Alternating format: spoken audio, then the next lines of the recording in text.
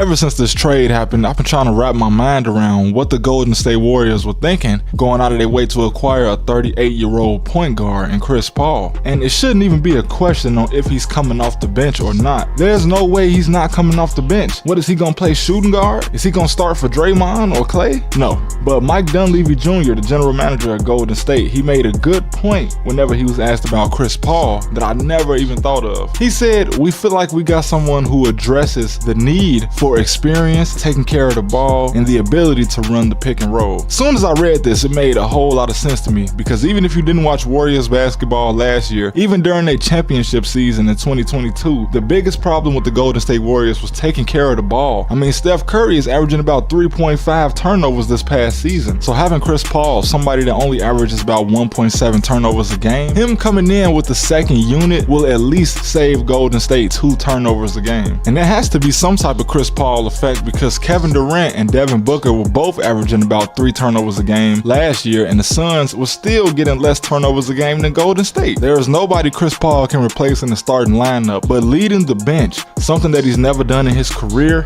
he actually could get a ring out of this. My biggest problem with Chris Paul has always been all the shenanigans that happen when the playoffs start. He either has a complete breakdown or he gets injured. As the 6th man, all he has to do is lead the bench and make sure that whatever the first unit did in the game, they follow up. We just saw a guy like Russell Westbrook take the biggest pay cut in NBA history, and he's younger than CP3. This could be a good trade. Yeah, it looked weird on paper. It actually does make a lot of sense for the team.